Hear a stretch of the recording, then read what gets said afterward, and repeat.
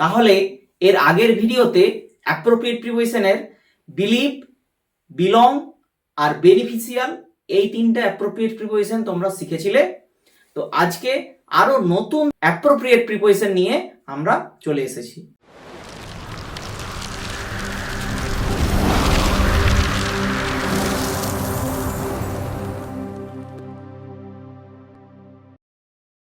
তো আজকের যে তিনটে টপিক সেটা হচ্ছে এই বিওয়্যার আর বায়াস আর বর্ন, এই তিনটে অ্যাপ্রোপ্রিয়েট প্রিপোজিশন। ঠিক আছে, তো এই তিনটে অ্যাপ্রোপ্রিয়েট প্রিপোজিশন আমরা আজকের ভিডিওতে জানবো। প্রথম থেকে শেষ পর্যন্ত ভিডিওটা দেখবে, নাহলে কিন্তু অবশ্যই বুঝতে পারবে না। দেখো, প্রথমে আসছে বিওয়্যার অফ। ঠিক আছে, তো বিওয়্যার অফ মানে কি? সাবধান হওয়া। তাহলে সাবধান হওয়া কিসের? এখানে আমরা একটা এক্সাম্পল নিয়েছি, সেটা হচ্ছে যে বিওয়্যার অফ দ্য অ্যানিমেল। ঠিক আছে, তাহলে সাবধান হও, তাহলে অ্যানিমেলদের থেকে সাবধান হও। ঠিক আছে, এবারে অ্যানিমেল বলতে অনেক রকমের অ্যানিমেল আসছে। এখানে মেনলি যেটা আসছে সেটা হিংস্র টাইপের যে অ্যানিমেল, যেমন ধরো বাঘ, সিংহ, এই টাইপের যে অ্যানিমেলগুলো হয়, এদের থেকে একটু সাবধান হতে বলছে। ঠিক আছে, কারণ এদের সাথে বেশি লাগা উচিত নয়, আমরা জানি। ঠিক আছে, তো এদের সাথে বেশি লাগলে মানে অপর দিক থেকে কিন্তু আক্রমণ আসতেই পারে। ঠিক আছে, যাই হোক, তো বিওয়্যার অফ দ্য অ্যানিমেল মানে সাবধান হওয়া, তাহলে অ্যানিমেলদের থেকে সাবধান হও। এটা আমাদের 1 নম্বর হয়ে গেল। 2 নম্বর কি আসছে? 2 নম্বর আসছে বায়াস এগেনস্ট।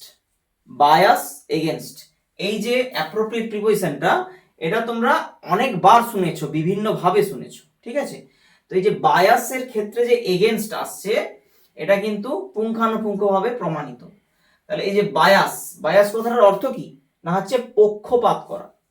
আচ্ছা, পক্ষপাত করার অর্থ কি? না বিরোধ ভাবাপন্ন হওয়া। ঠিক আছে, বিরোধ ভাবাপন্ন হওয়া মানে কোন রকম বিরোধ থাকা। তো আমরা এখানে একটা এক্সাম্পল নিয়েছি, সেটা হচ্ছে যে she has no bias against হিম।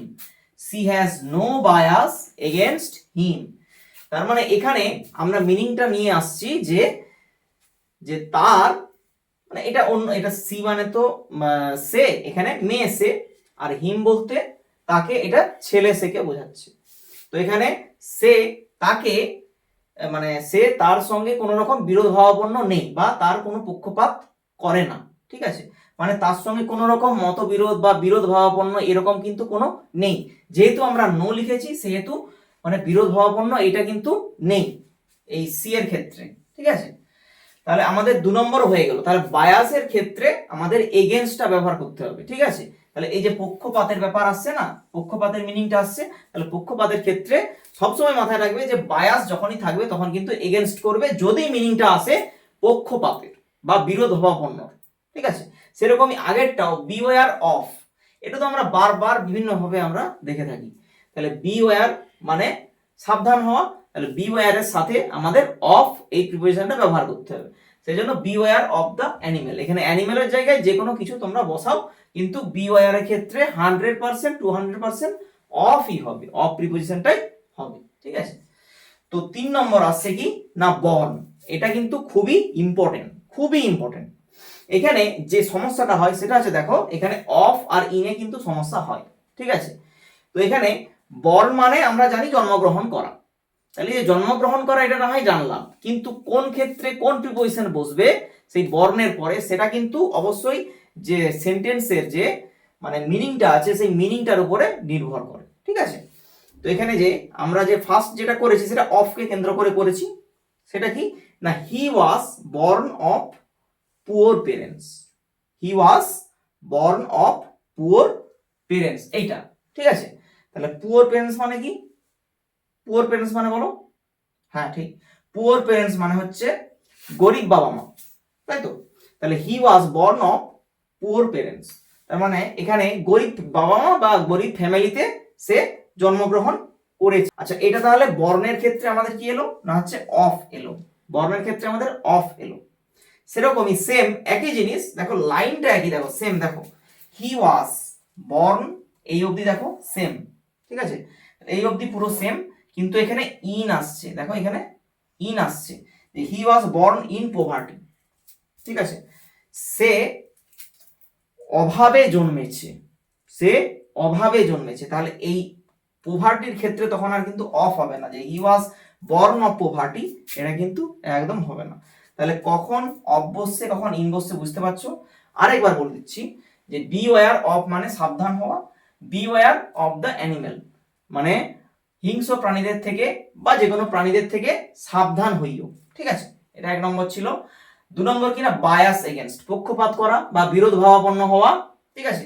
তা আমাদের সেন্টেন্স কি ছিল না, she has no bias against him, তার সাথে মানে অন্য একটা তার, ঠিক আছে। এটা ছেলে সে, এখানে সরি এখানে এটা মেয়ে সে আর এটা ছেলে সে, তাহলে she has no bias against him, তার সঙ্গে কোনো রকম কিন্তু মতবিরোধ নেই বা বিরোধ ভাবাপন্ন কোনো রকম মনোভাব নেই, ঠিক আছে। তাহলে এইটা 2 নম্বর ছিল। 3 নম্বর কি, বর্ন, যেটা খুবই ইম্পর্টেন্ট, জন্মগ্রহণ করা। তাহলে কি, he was born of poor parents, ঠিক আছে। তাহলে সে পুয়ার প্যারেন্টস এর অধীনে জন্মেছে, বুঝতে পারলে। আর এখানে কি, এখানে বর্ন অফ, আর এখানে হি ওয়াজ বর্ন ইন পভার্টি, সে অভাবে জন্মেছে, সে অভাবের মধ্য দিয়ে জন্মেছে। তার ধরো ছোটবেলা বলো বা যাই হোক, মানে ছোটবেলা বলো বা যৌবন কাল বলো বা যাই যে কোনো, এখানে তো মেনশন করা নেই যে কোন কালের কথা বলা হচ্ছে, কিন্তু এখানে আমরা জাস্ট জানবো যে সে অভাবের মধ্য দিয়ে বড় হয়েছে, ঠিক আছে। তাহলে এই আমাদের 3টে খুবই ইম্পর্টেন্ট অ্যাপ্রোপ্রিয়েট প্রিপোজিশন, যেটা খুবই কমন, এটা খুবই কমন এই 3টে। তো এই যে অ্যাপ্রোপ্রিয়েট প্রিপোজিশন এরকম, এটা আমাদের বি সিরিজ, কিন্তু এটা আমাদের বি সিরিজ, আগের যে ভিডিওটা ছিল সেটাও বি সিরিজের ছিল, আর এটাও কিন্তু বি সিরিজেরই। তো এরকম বি সিরিজের এখনো অনেক অনেক অ্যাপ্রোপ্রিয়েট প্রিপোজিশন তোমাদের জানতে হবে। আমি মেনলি ইম্পর্টেন্ট বেশ কিছু অ্যাপ্রোপ্রিয়েট প্রিপোজিশন তোমাদের সামনে তুলে ধরছি, যাতে সেই অ্যাপ্রোপ্রিয়েট প্রিপোজিশন যেগুলো খুবই কমন, সেটাতে যাতে না তোমরা হোঁচট খাও, ঠিক আছে। তো এইখানে এই বেস আমাদের অ্যাপ্রোপ্রিয়েট প্রিপোজিশন বি সিরিজের আমরা অনেক ভিডিও আমরা আনতে থাকবো, ঠিক আছে। তোমরা অবশ্যই আমাদের সাথে থাকবে, পাশে থাকবে। অবশ্যই এই যে ভিডিওটা যদি তোমাদের হেল্পফুল হয় তাহলে অবশ্যই লাইক কমেন্ট শেয়ার করবে, এবং আমাদের যে অ্যাপ্রোপ্রিয়েট প্রিপোজিশন তোমরা যেটা শিখবে বলে শুরু করেছো, সেটা যদি শেষ করতে চাও তাহলে অবশ্যই কিন্তু আমাদের চ্যানেলটাকে ফলো করতে হবে, ঠিক আছে। আর ভিডিওগুলি প্রথম থেকে যে শুরু করবে শেষ অবধি দেখবে, কারণ শেষ অবধি না দেখলে কিন্তু কখনোই বুঝতে পারবে না, ঠিক আছে। তাহলে টিল দেন, বাই বাই।